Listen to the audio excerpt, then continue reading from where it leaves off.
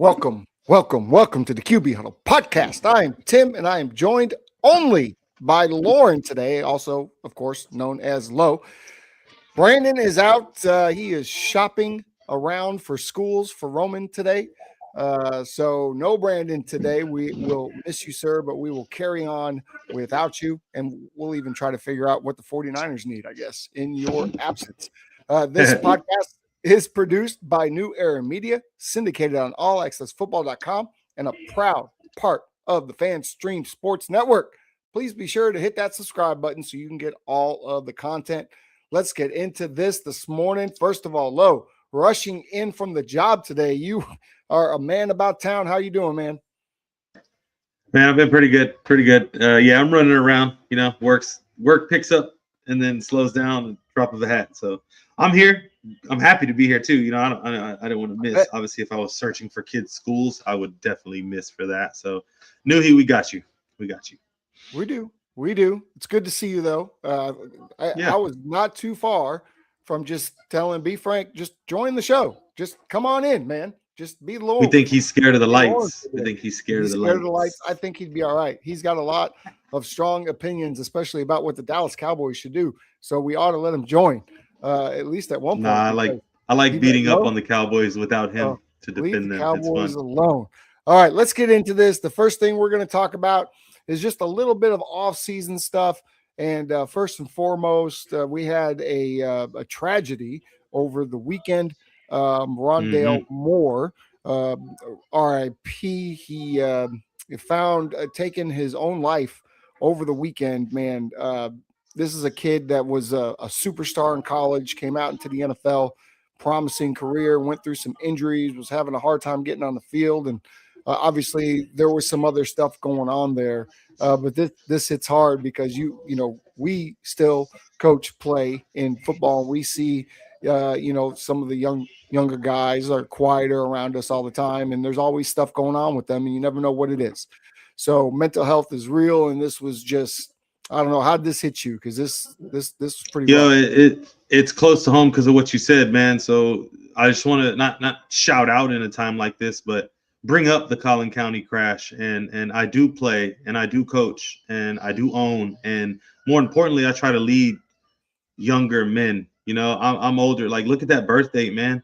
Year 2000. Like, this kid's born in 2000, and we've seen this a lot. Whether it be the legal system faulty with Lacey, with the Cowboys player that tragically, the shield is heavy, and it's not just the shield. Jamal Adams, I wish we had that quote. He spoke out. Who knows? It may have been AI. Regardless, it was a good quote, and it was posted from Jamal Adams. But what he was saying is, like, you go through these injuries alone, and Rondale Moore is one of those guys coming out of Purdue. I drafted him in my Dynasty Fantasy Football League. So that's a keeper league of guys that are going to progress and going to be talented, but the shield is heavy, and so is life. You go through those injuries and recoveries alone, even though you have a family, even though you have kids, and you got even teammates reaching out to support. You're alone more times than not. So definitely close to home with younger athletes, and it just makes you think, man. Like, anyone that's training, he trains young QBs. Just remember, man, it's more than football.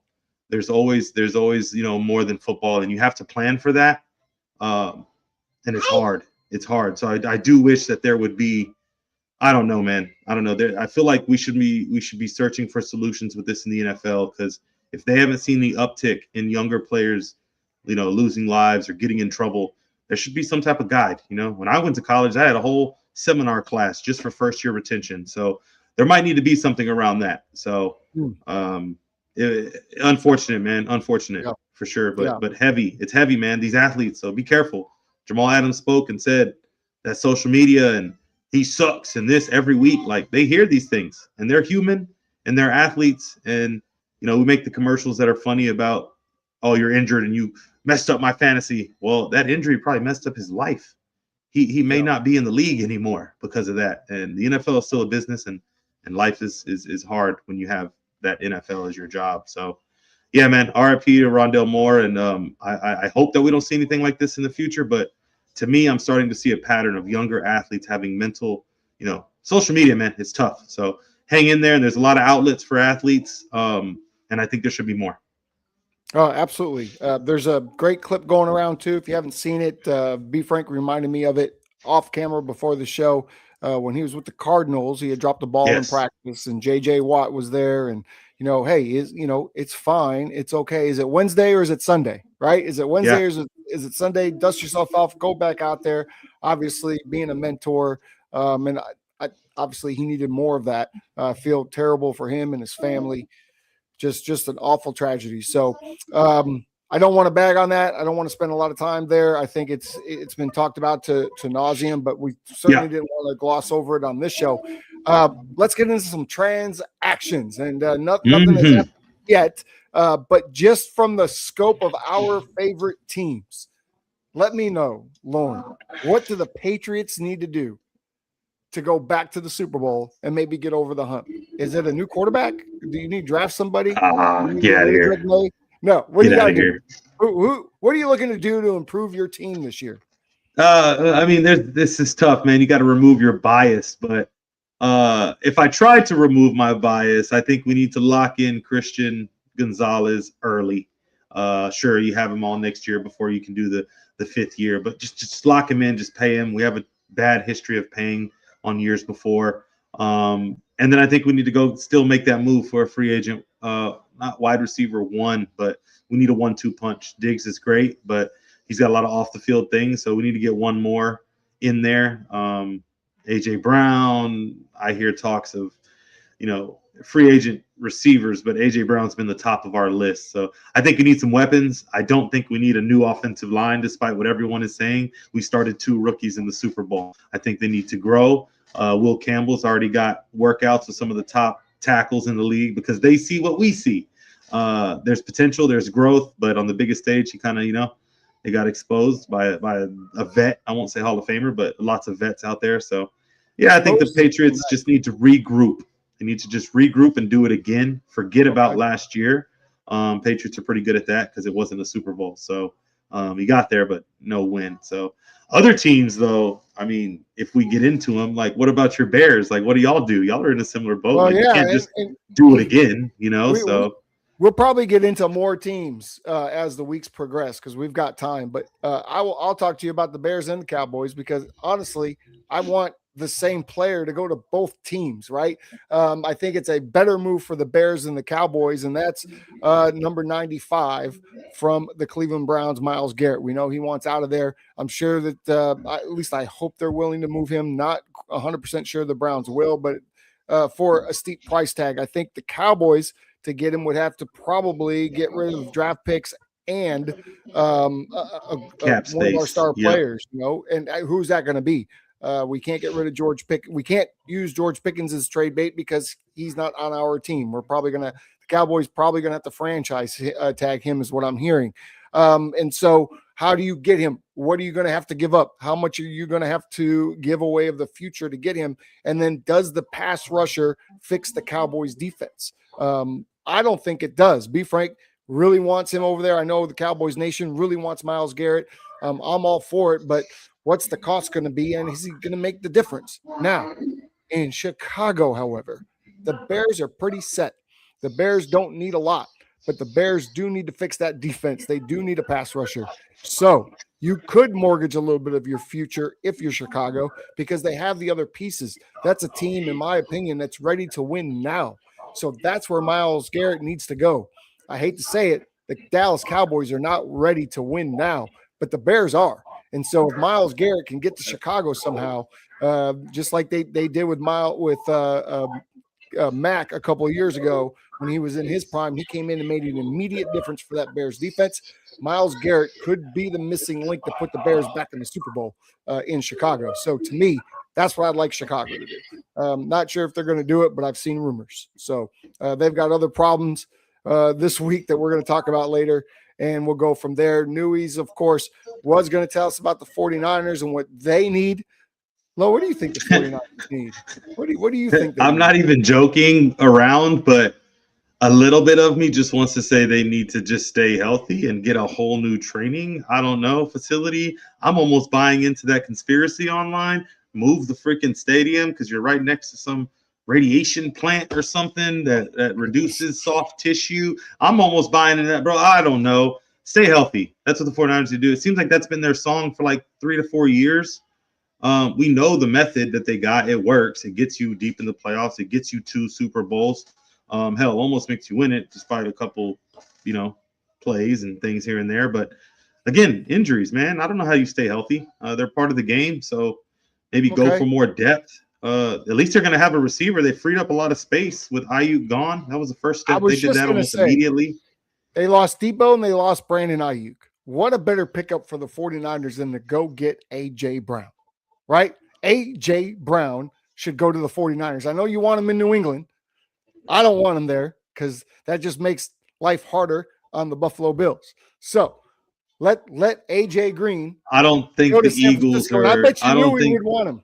I bet you knew it's within the NFC. If it's a trade, right? A.J. Brown's a trade right now. It would be a trade. So they're not trading within the NFC, especially in not the conference. To the 49ers. They won't trade him in division. I think they would trade him in conference. They don't think a lot about him. Let's be honest. They just never played the 49ers in the playoffs. They're not. Nah, I don't see that. It could happen. And then I don't know. Is A.J. Brown really that guy? Like, I want him because he fits what we have going on. But I think A.J. Brown has been mistaken as a wide receiver 1. I don't see him running. You don't think he's a 1? I think he's a 1, but with a strong, 2 punch or a 1 within a scheme. So I guess the 49ers could kind of work out. That makes more sense, But he's not a Jefferson. He's not him and DK are similar. But DK can run more routes, in my opinion, than A.J. Brown. A.J. Brown runs a slant and a go. He runs a slant and a go. Out Justin Jefferson just as the only number 1 in the NFL. That's like top 5, top 3, top 2 receivers. So of course, right. And of those top 5, those are the only ones that I could keep going. Right. You could go into the. Is he as good as CeeDee Lamb? He's no, but CeeDee.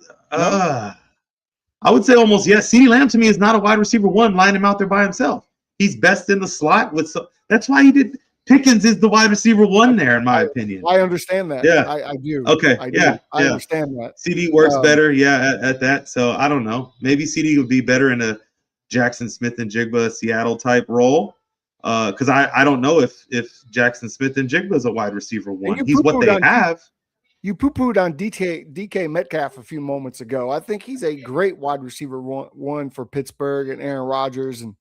Man, see how you said DK for Metcalf. Pittsburgh, but if you bring in a route runner, you're gonna go with you like the DK, and I did put DK above AJ Brown, so give me a break here. AJ Brown to me is a slant and go kind of guy, and he needs the ball every other third down, or else he's gonna lose interest in the game. So and have a big old drop that makes you lose the playoff, and then blame the fact that he didn't catch the ball all 3 quarters, so that's why he dropped it. I'm not a fan of that. You know what I mean? Okay. It's football. You catch the ball when you're called upon. So. Right. I think the Patriots would do a lot more for A.J. Brown than A.J. Brown would do for the Patriots. How about A.J. Brown? Fix that. How about he passes Foxborough and goes up a little bit more north and a little bit more east right into Buffalo? And he goes. He'd be upset. Josh Allen doesn't throw the ball to receivers when they're open. Yes, he throws after he scrambles, runs around. Oh, no, no, I like him. Apparently, your guy over there, Mr. Brady, not Tom. Like the guy behind me right here, that guy. Joe. We're talking about Joe. Joe. Yes. He says Keon Coleman will have a huge role, the role that he was supposed to have. Bro, you got to say that after the owner comes out and says he doesn't want you on the team, never wanted you on the team, didn't think you're any good. You got to come out and back your guy up because you can't get rid of him. And now he's on the team. You need him to produce. You need to have his back. But Keon Coleman has been aggressively underperforming. So I don't like the comments that were made. They never should have been made. However, Keon Coleman needs to get his act together. He needs to become the receiver that they thought they drafted. You keep saying this, but they said the same thing about Diggs needs to become the receiver that he's supposed to be. Gabe Davis just isn't a true number 2, so we're going to let him go. Gabe Davis. The problem is who's that quarterback? No. Josh Allen does not use. Okay, look up his stats. I'll tell you what he did. He did a lot of this. You're right. A lot of this. He also dropped. Look at the opportunities that he had in the playoffs. They're next to none. This is a quarterback issue. That's not an excuse. You just said it. You just said No, AJ I'm talking Brown. about the volume. You don't go all year long as Stephon Diggs getting thrown the ball 7 to 10 times a game and then come in the playoffs and get no opportunities. I don't really care about where it is. The fact that Stephon Diggs can go through a playoff game and only have one target, that's crazy.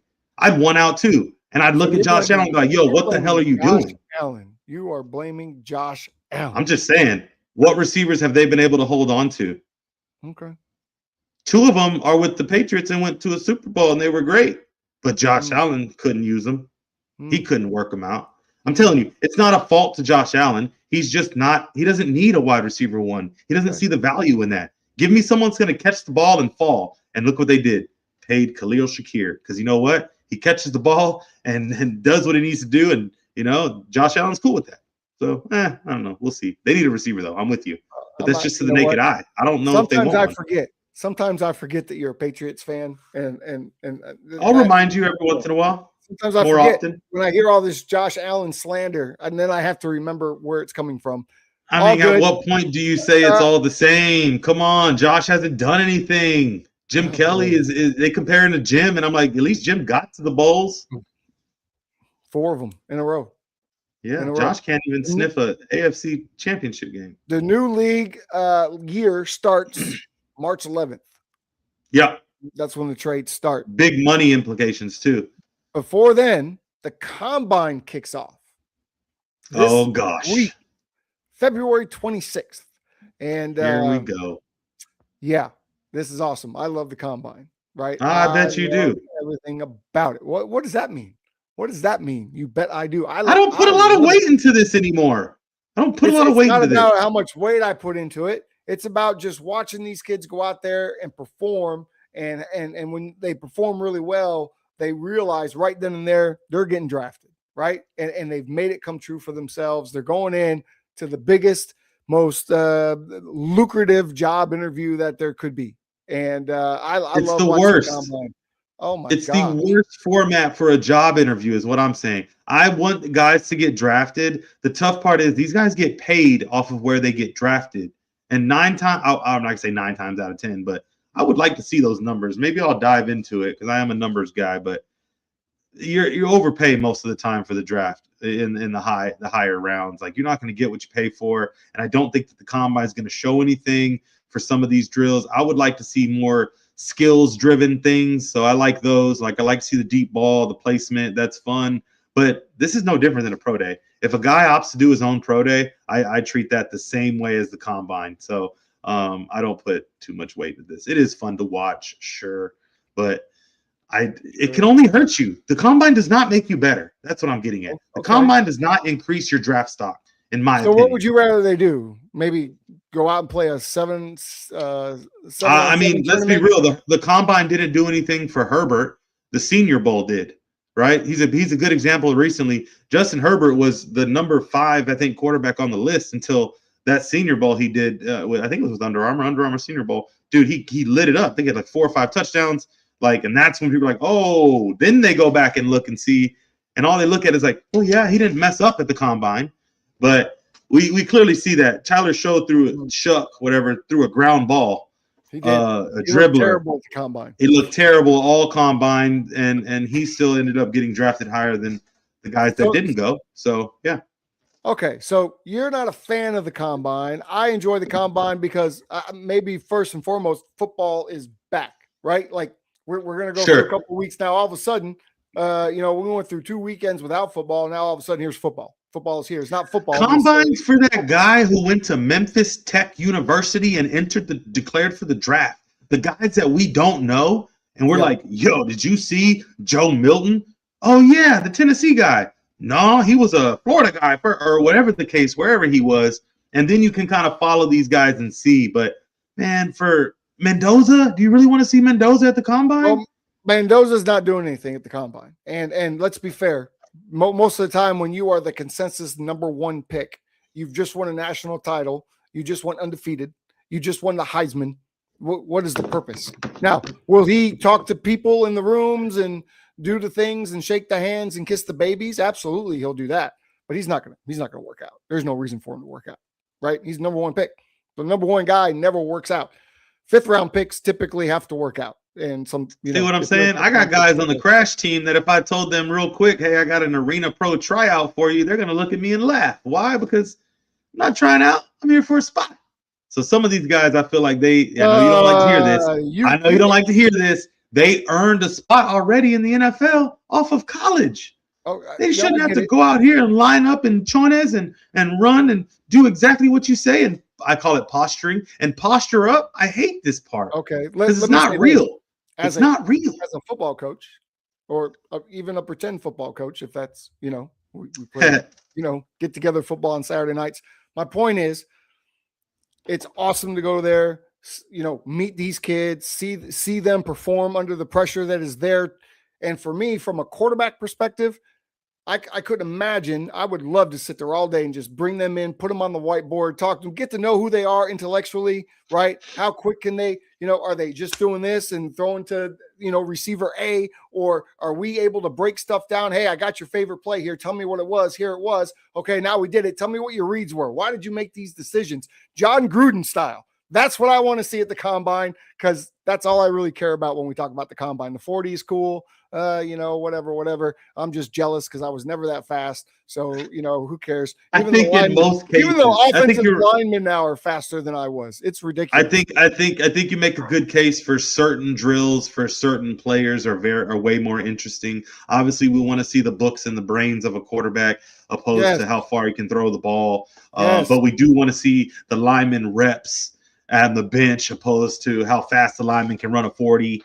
I also like the receiver gauntlet drills. Those are awesome. Sure, right? You want to see if they can catch. And I'm with it. The pressure. I like the tradition that is the combine. I just hate that some people put a lot of stock and weight into this when they're drafting. I think this should support whatever narrative or draft pick that you have, not write it.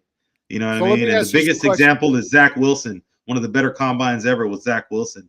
Across the board for quarterbacks. He threw well, he ran well, everything looked crisp. He had the brains, but he can't catch up to the game and speed that NFL football is. Like, he's backup. Second overall? Was he second overall pick? I don't remember. So I know he's top 3.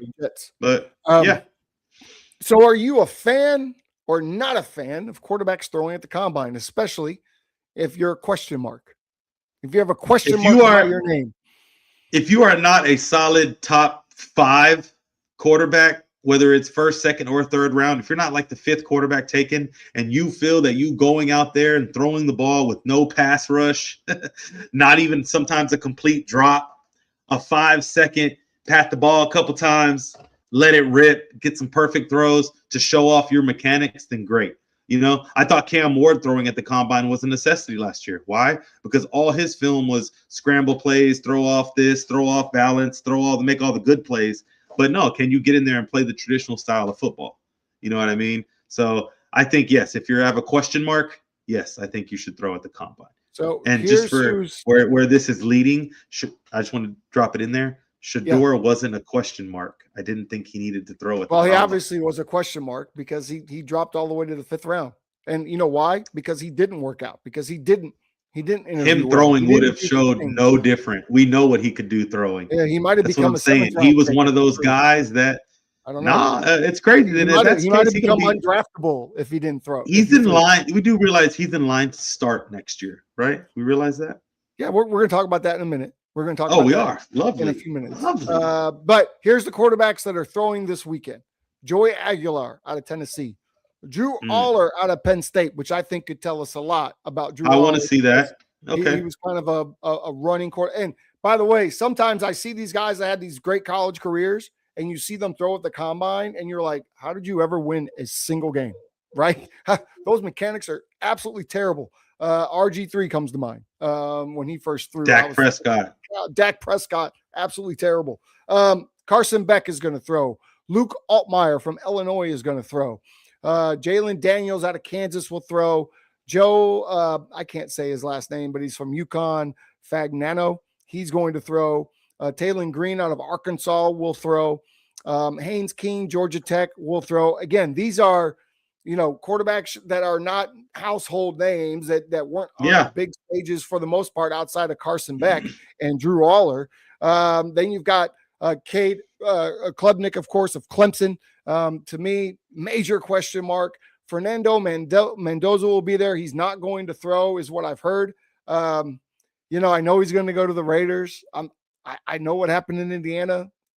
I'm not sold that he's the number one guy. I'm not sold that he walks on water. I'm not sold that he's the next one. I'm not, but we'll talk about that later. He's their next one.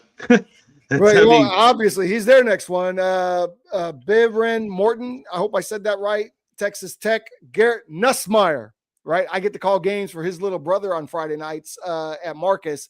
Coming out of LSU, he's going to throw his senior year kind of up and down a little bit. I'm hoping for him to get drafted and have a great career. Diego Pavea from Vanderbilt. What did they come out and said? He's kind of a little shorty. He's a little short king, right? I'm short king. That's why I can say that. Cole Payton out of North Dakota State. Now I love to see this guy coming in the combine.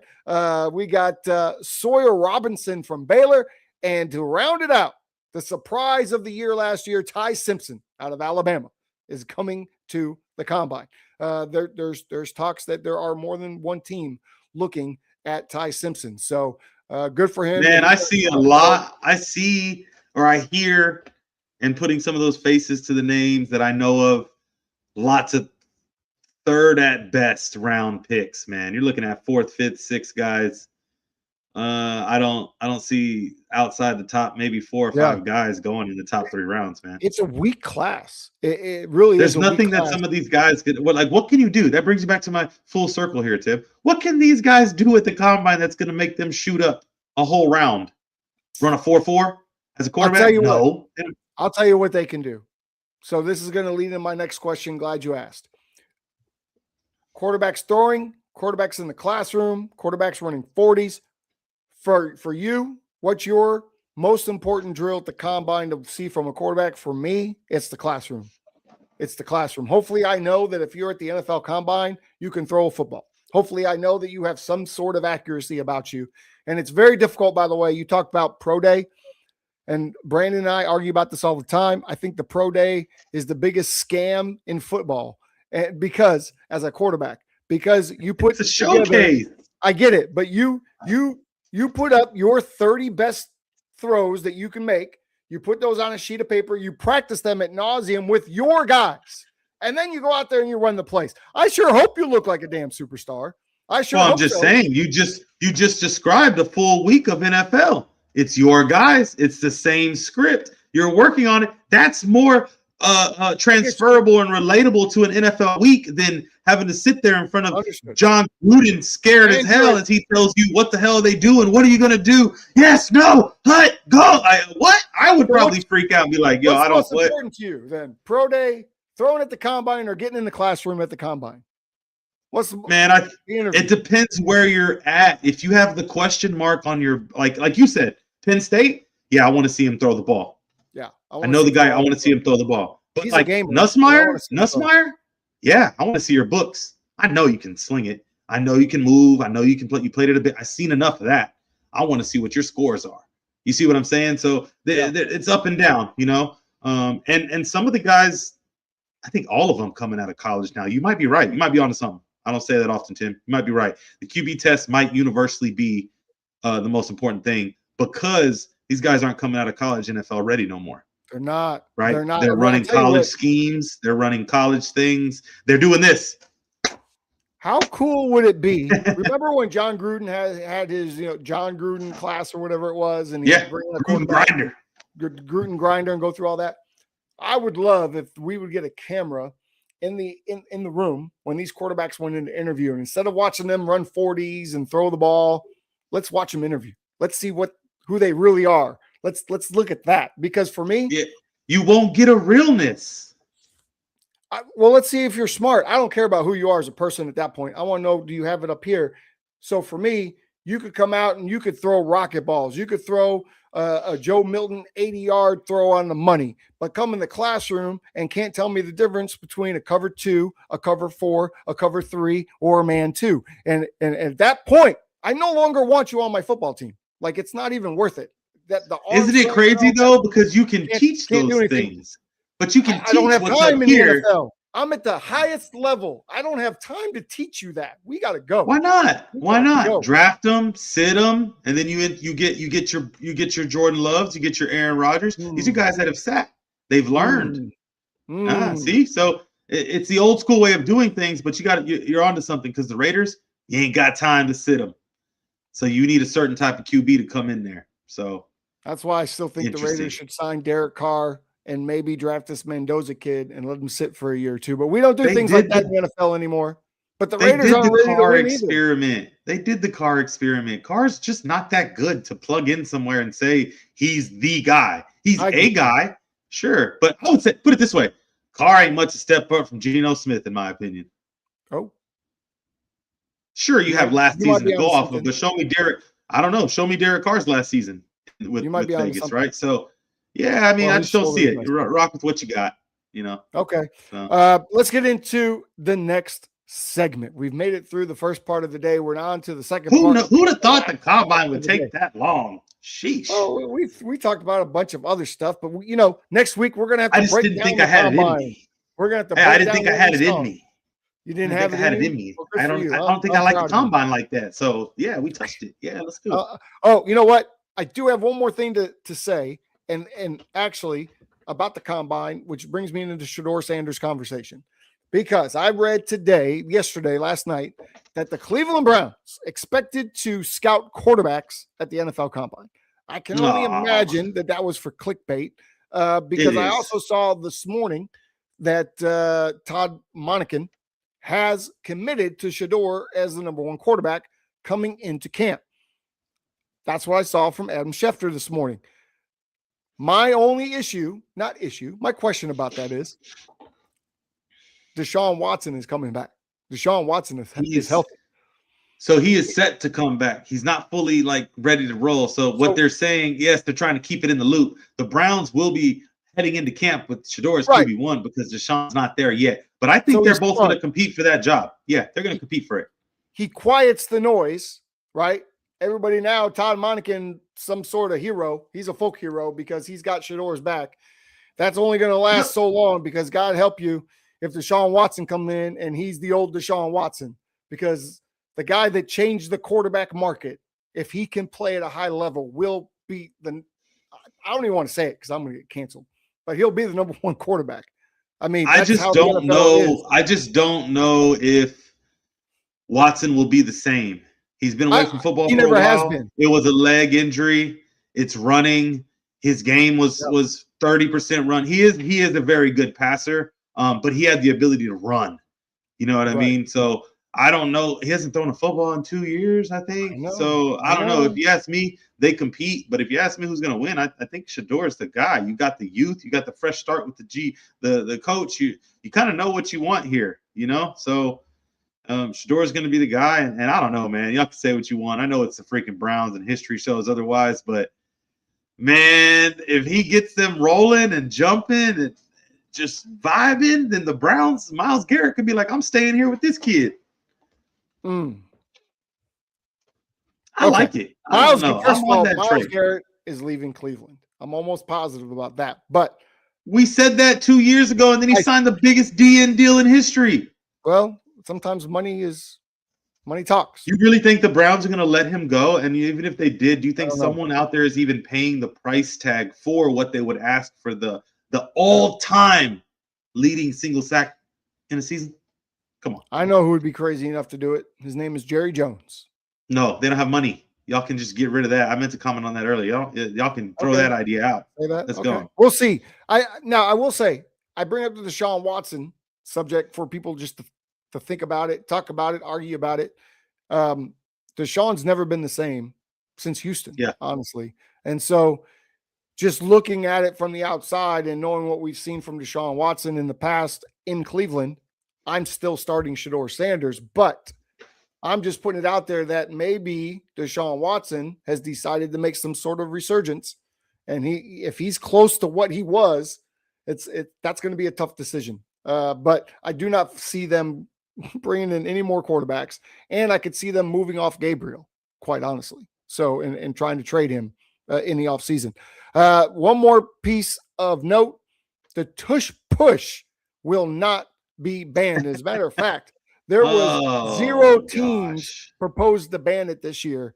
So because Philly didn't win the Super Bowl. Everyone just wanted something to complain about. Hey, Notice the ref rules aren't changing either because the Chiefs didn't win the Super Bowl. So everyone gets off the ref kicks when the Chiefs don't win. Then they get off of the tush push because the Eagles don't win. So what's it now? Sam Darnold can't play. Quarterbacks have to pass the ball more than 20 times or else it doesn't count. I'm confused. I don't know. Listen, the tush push is garbage. It's the worst. Why? It's the oldest play in football. It's terrible, but I saw the Eagles get stopped on it last year. So I have hope that other teams will figure out how to do it. And the biggest thing is that the Eagles need to do is stop jumping off sides every time, or false starting, I should say, every time they run. I think everyone's doing it now, so it's okay. Anyway. They learned. Everyone has kind of their own version of it. I like the Pittsburgh Steelers the best, where Aaron Rodgers just stands about 10 yards back, puts his hands in his hand warmer, and just watches the play. Just watches the tight end take the snap. That's my favorite tush push. Lots of tight ends. Lots of tight ends are doing it. Yeah. That's true. That's true. Okay. Let's get into the quick hits. The Steelers, right? There's a lot of talk. They want Aaron Rodgers to stay. Is that a mistake? Are they holding on to Aaron Rodgers longer than they need to, kind of like they did with Big Ben? I think it's a different scenario, but I'll let you weigh in on this first.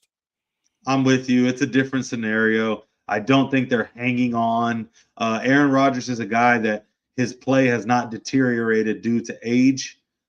People could say what they want about wins and losses and seasons, but statistically, it has not. Big Ben had a drastic drop-off when all them weapons started leaving him, and it wasn't working. So way different. Steelers are still in win now, coming off playoff wins. If Big Ben would have stayed, he would have been out the next year in the playoffs. They wouldn't have made that run. No, I don't think they're hanging on too long.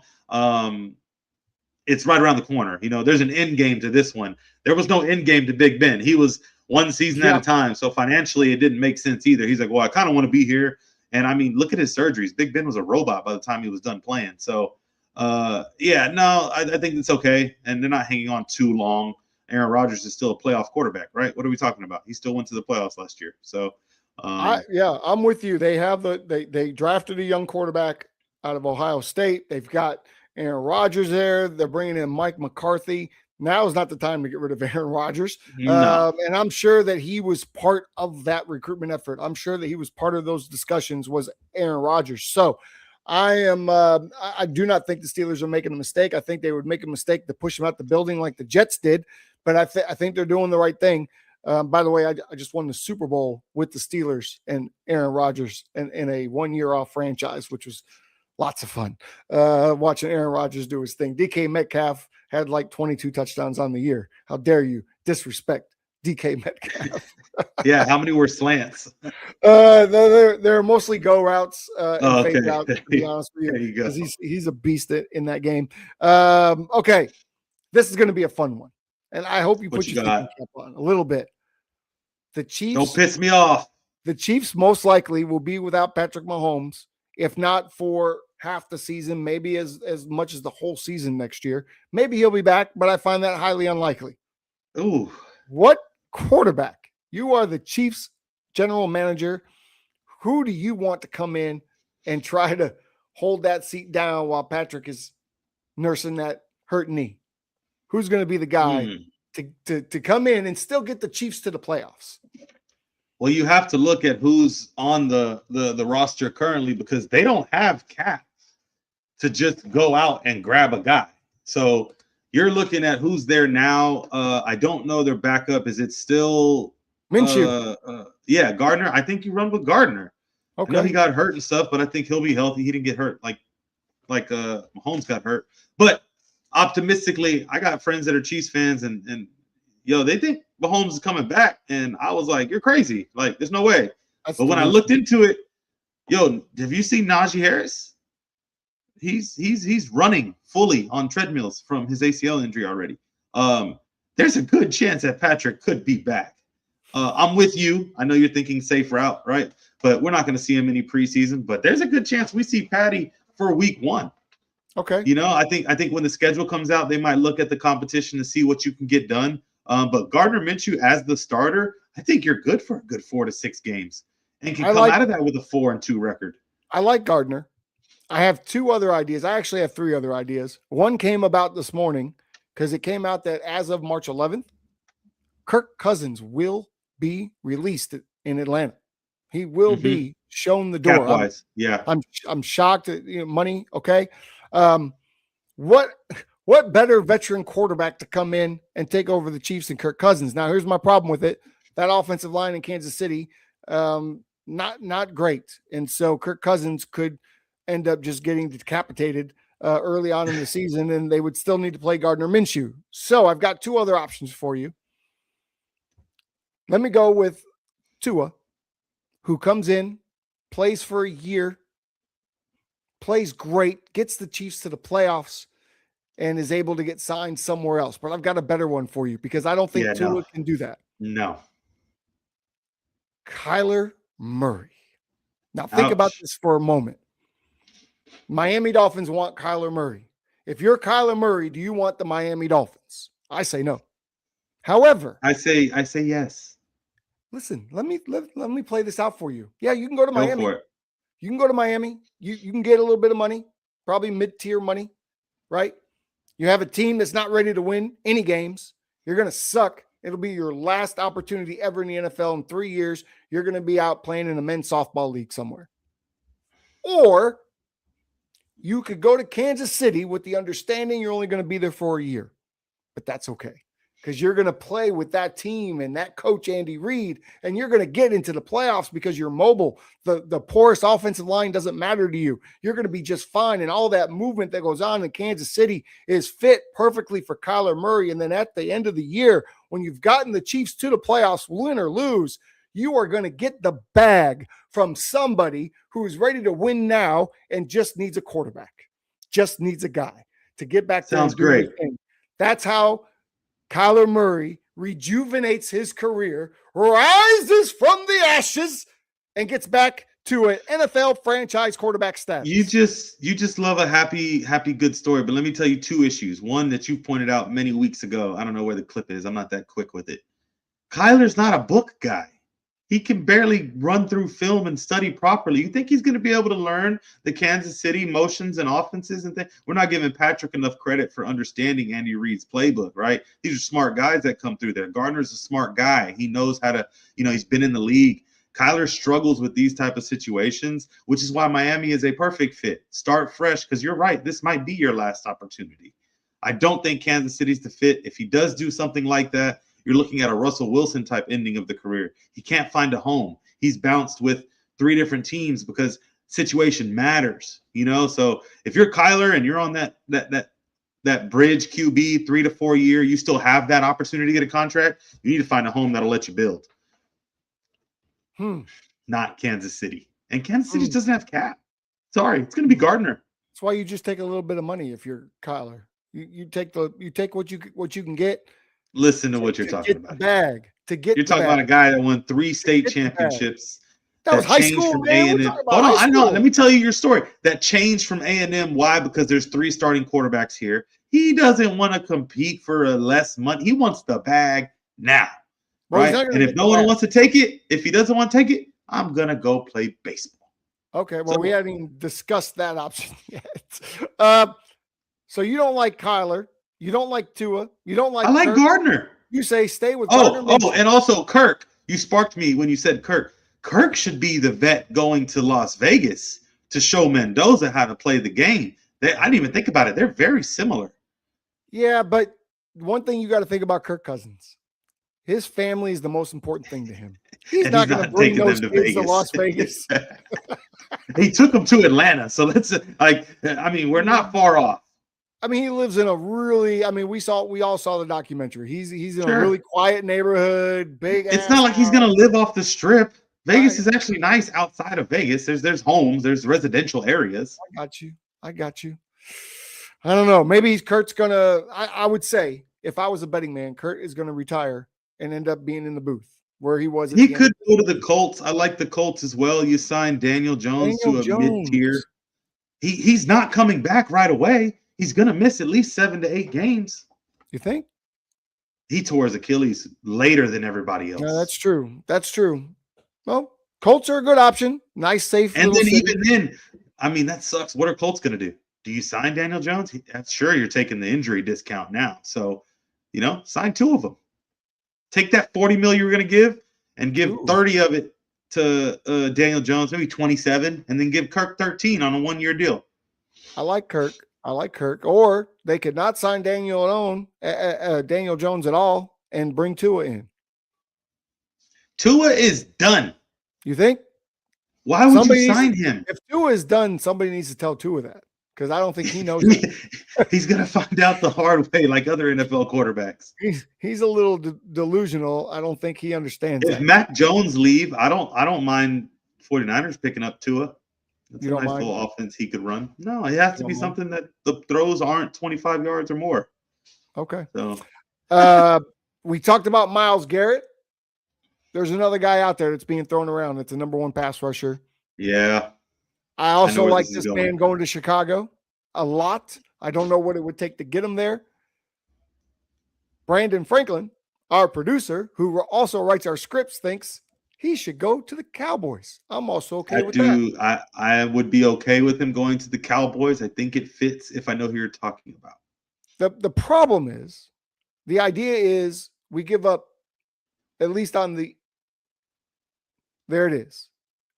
Crosby on the trade block. Pickens. How are we going to give Pickens away when he doesn't belong to us? We'd have to sign him. He's been on the internet. No, I can tell you this one. You've been on the internet, him and trade him. So we're going to do a sign and trade? Yes, it has happened before. It's just because the cap is there. You sign him. And you know what? I didn't think about that. Money-wise, this makes sense. Crosby's deal over there, I think, is left guaranteed money. So if they can get that money to him, Dallas already pays that for the first year. It won't be a tag, though. You're not tagging Pickens and trading him. You would have to sign him to a 3-year, 85, 88, whatever. He's going to get the market value of 27 to 30 mil. And that's what Crosby, somewhere around there, was set to get. So, yeah, the only tough part is you're signing Pickens to a 3-year deal. Probably most of the money's guaranteed up front. And then that money that for the salary would have to go to Max. But Max will need to be signed, too, extended after next year. And Dallas is dumb enough to do it. Jeez, they would – I don't know. It could work out. I say the same thing that I said about Myles Garrett. The Cowboys are not one guy away, but the Bears might be. The Bears might be. The Cowboys are not one guy away on that defense. I don't know if Max wants to play outside. How do you know where he wants? He's a defensive player. He doesn't care where he plays. He does a lot of interviews, and anytime that there's cold weather, he loves to say – yeah, he comments on it. They don't want to ever kill their drafts or their trade value, anything like that. But he likes the indoors. He's always talking about weather was nice. The Cowboys will end up with Myles Garrett or Crosby. They'll have one of the two of them. I just have a feeling one of the two of them is ending up here in Dallas. I say negative, and I think y'all sign a Trey Hendrickson. Hey, that's not a bad option. I mean, he's no Max Crosby or Myles Garrett, but not and a bad I think option. that's the road they take. You don't go high, you go lower, and it's all money-based. Yeah, he wanted to stay there. So, but there's more money just leaving. And anytime Dallas pays people, it's just funny that we hear about it because it's never the guys that we expect them to pay. Dallas, I get the notification. Dallas just signed, and you're like, ooh, you click it, Deron Bland. Oh, okay, to 90 mil. Wow. Okay, Dallas just signed Javonte Williams. I get it. He had a good year. Yeah, he running behind it. Cool. But I think that was a Dak signing. I think Dak liked him. I think it worked out. Dak wants to keep the offense intact, and it does leave Pickens for the tag. So we'll see. Another year with a good offense, and at least against sub 500 teams, and not a good defense, and a bad team when we play playoff teams. So there's film now. I don't know about that offense being top like it was. There's film now with them two. Dak's very predictable toward the end of the season when it comes to them two. Again, they got to mix it up. CeeDee needs to go to the slot. Pickens needs to go to a true wide receiver one. And they got a lot of they got to work on a lot of stuff. Okay, lots to do. Last thing that we have to talk about. It's been all over the place. I've made a few TikTok videos about it because I'm absolutely disgusted by the idea. Although I do understand the business side of it. The Chicago Bears, Chicago Bears. that have played in Chicago for over 100 years, that played in 2 stadiums in Chicago, played at Wrigley Field and Soldier Field. And now, because Illinois won't step up, Chicago proper won't step up, the McCaskies will have to take this team out of Chicago, staying in Chicagoland, quote unquote, but off to Hammond, Indiana, is what they're saying. And it sounds more and more each day like this is going to happen. I, as a lifelong Bears guy, went to many, many games. My first ever NFL game was at Soldier Field. This is disgusting to me. I can't even imagine the Chicago Bears not playing in Chicago. I know there's talk of them going to Arlington Heights, which I'm sure you're not aware is the northwest suburbs of Chicago, which, by the way, the northwest suburbs is where majority of the Bears fans come from. And now you want us to kind of go around the city of Chicago to the back end and go into Indiana. It just makes me sick. What I've not read, a Bears fan, but where are you? No, this came up a while back. I'm not sure what I was doing, but I looked a little into it. Right now, I'm going to say, as an outside looking in, Mr. Bears fan, I think you should chill. They're just getting approved for land in this area for a big stadium. Indiana just won the national championship. Football's growing in Indiana. Why do we automatically think it has to be the Bears? It might not even be the Bears. It could be just a stadium that's got approved for building. We're still at least 2 to 3 years away from any type of move. So that gives you 2 or 3 years to start a petition with your Bears fans and hope that it sticks. New England, when they moved, it is what it is, but you are leaving a state. Dallas Cowboys aren't in Dallas.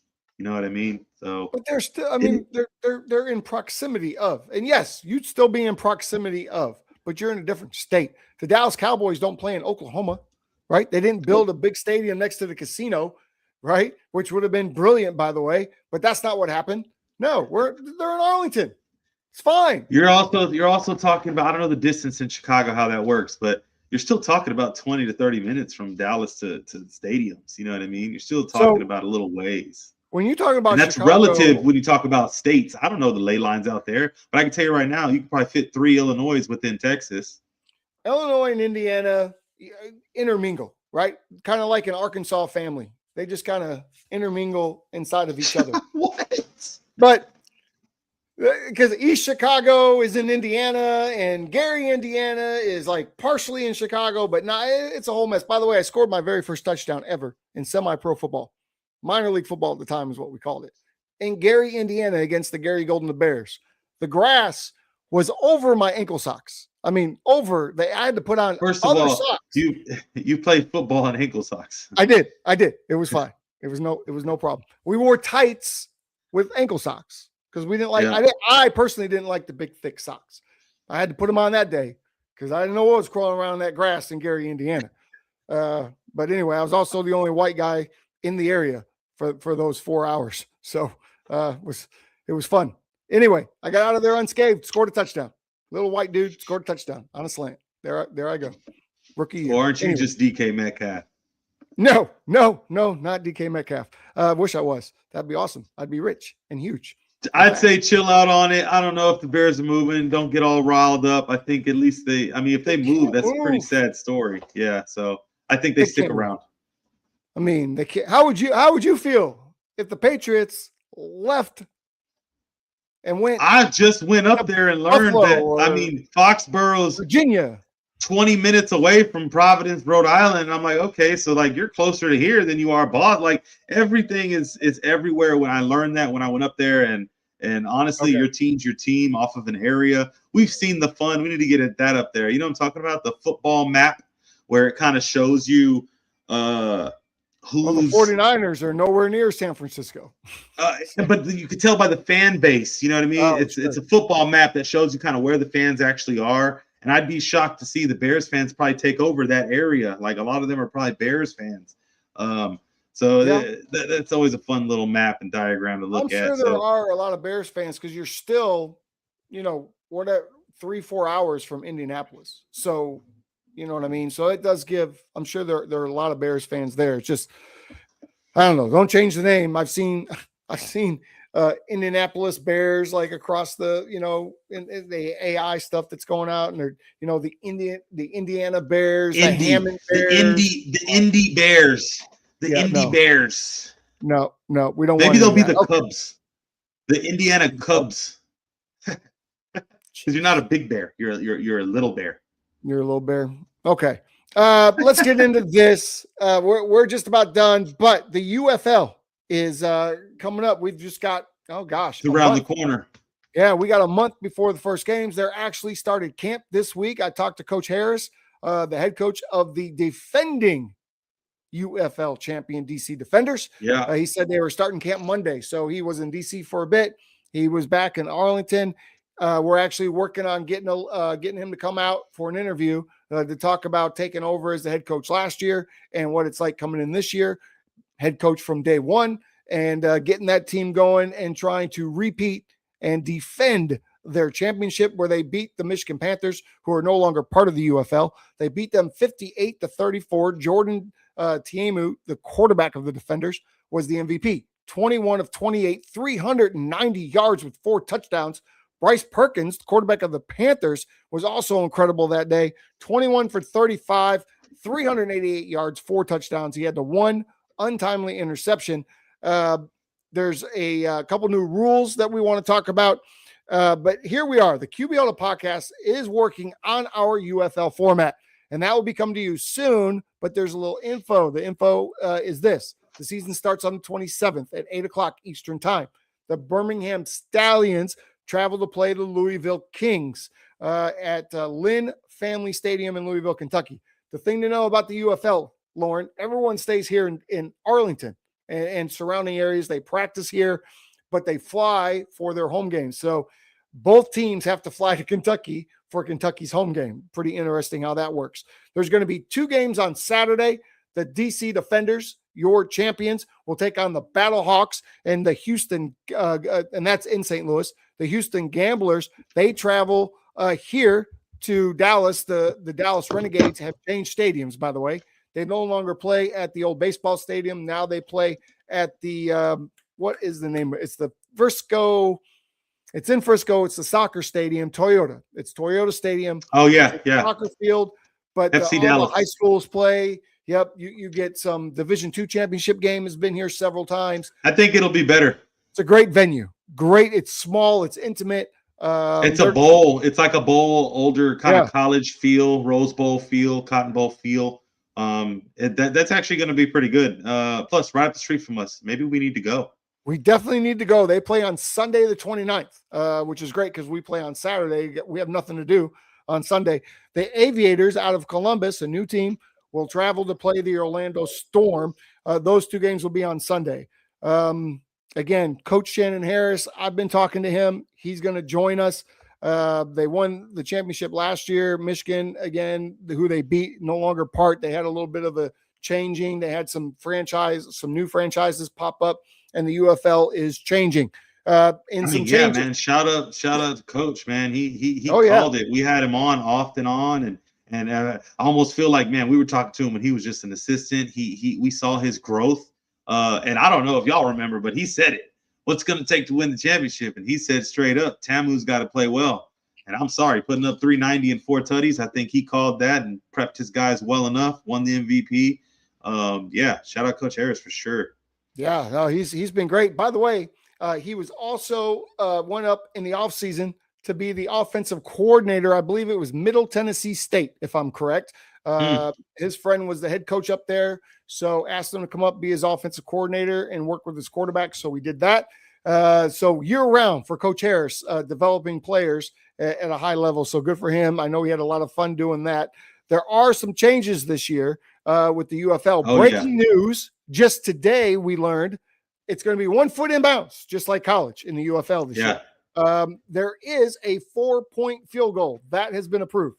There's also no punting inside of the 50 inside the last 2 minutes of each half.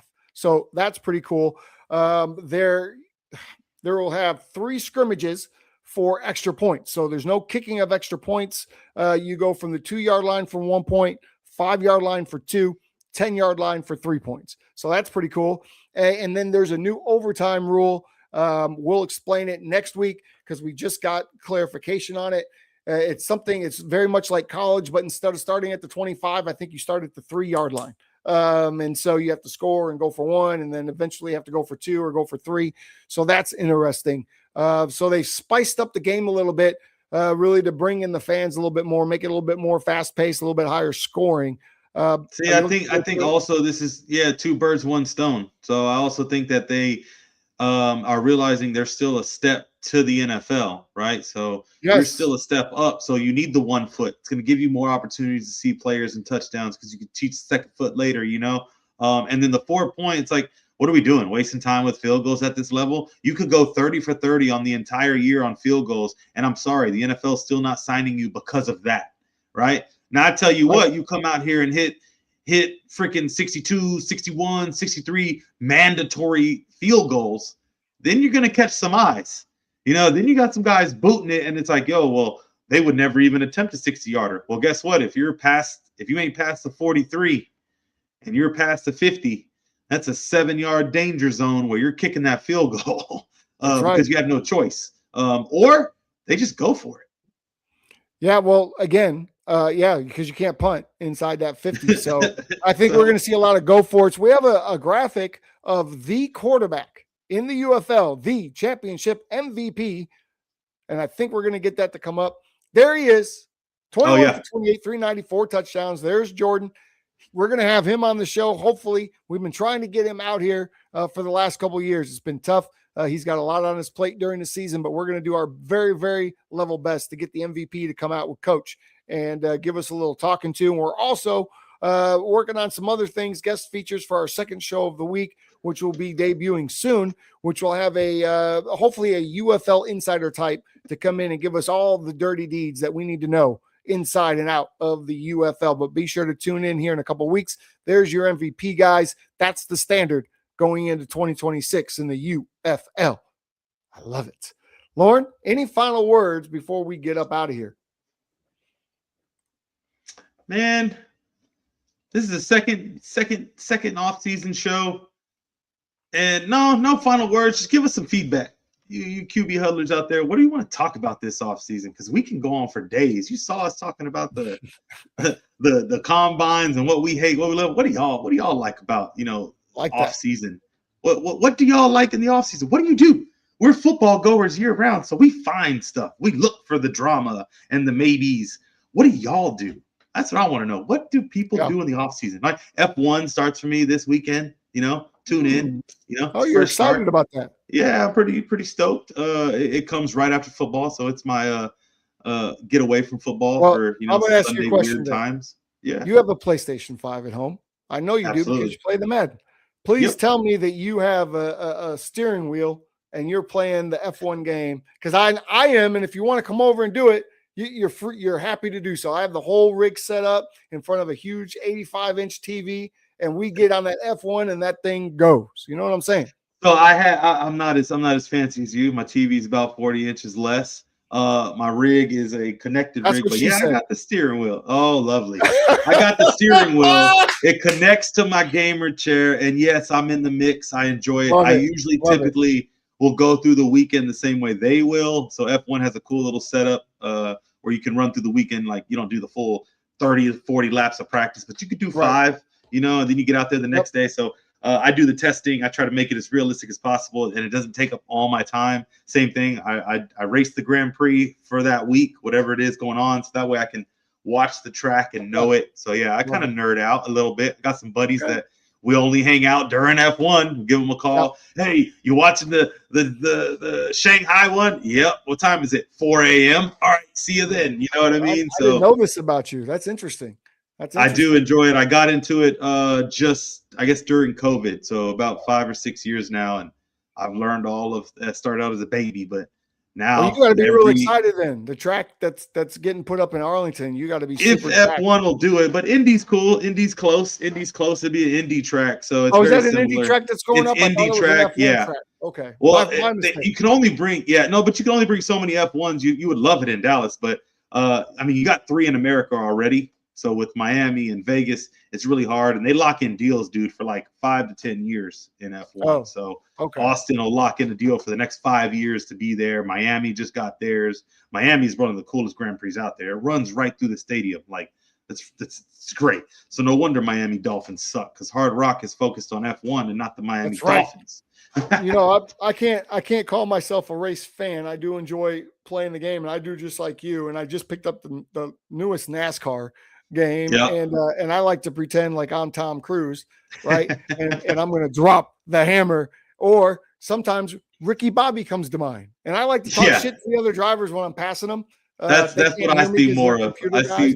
I see more of Tim running around on the track in his underwear and talking about, I'm on fire. Help me!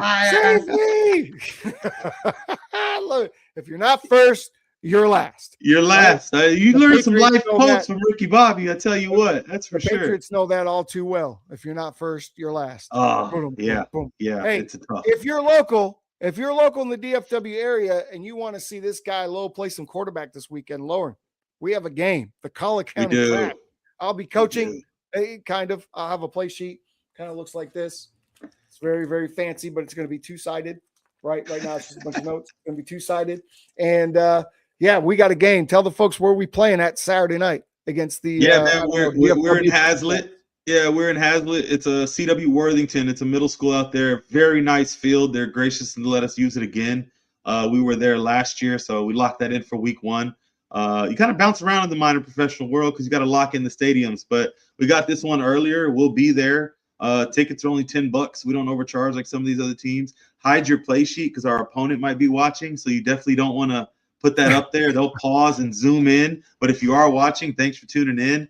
Man, you can't prepare for guys like me and you. We changed the plays. You got that full script. We might be doing something different. I'm just excited to play football. I need it. I just said, what do you guys do in the off season? That's why I was asking. A lot of things kick off now, man. QB Huddle ends, but that's where all of our time goes. And this year we're not ending it. No, this year we're not ending it. Like we have something to do. So give us something to talk about, or else you're going to hear more about Crash and how Tim yelled at me 5 times for, bad things that I did. So, well, this will be my first regular season 11-man game where I've been in charge of the whole kit and caboodle since 2016. So, and it's definitely different for you. You're coming into a team that's very veteran-oriented, leader-led, and I think you're doing a great job. You got some of the best characters in semi-pro football on our team, myself included. So I think we're gonna have some fun. We'll be in our gray uniforms. We play Wildcats. They're a team that's returning in the area. So. Yeah, TUFL action is about, 2 or 3 levels under UFL. So if y'all wanted a ranking of where it belongs, these guys are going to be at arena football next before they even hit UFL. So, but who knows? Arena football's kicking off too. Any arena fans out there? Football's kicking off. The Dallas Bulls are currently in camp here in the NAL. Head coach Robert Kent, friend of the show, is running that program out there. They started camp on Sunday. Guys are already being cut. I'm seeing that all over the place. Some guys self-cut. We had a segment, remember? We had a segment. Transactions. That's the first thing I heard when I started playing in arena football, man. Every day. That's exactly right. The IFL will kick off soon. So there's a lot of football action. The NFL is over for now, but there's still lots and lots to talk about. And it starts this Friday with the combine. Yeah. And then goes into Saturday with you and me. And the Crash on the field. And where else do you get to watch a podcast and then go somewhere in person and see, do these 2 dudes know what they're talking about? Well, come see us perform live and in person. It's going to be a lot of fun. We'll be back next Tuesday, same time, 11:30 Central. We'll give you a recap of what we saw at the combine. We'll talk a little bit about Crash, and then let us know what you want us to talk about. But I know our producer extraordinaire will have a list of topics for us to go over, including some more UFL stuff. So until then, I ask you, QB huddlers, to make sure you subscribe. I forgot to say that. Thank you to allaccessfootball.com. Thank you to FanStream Sports, and thank you to our producer, B. Franks and New Era Media. Until next Tuesday. Keep those chains moving. We're going for it on 4th. You know that, right? Fourth down, we're going for it. We don't even have a punter on our team. We have to go for it.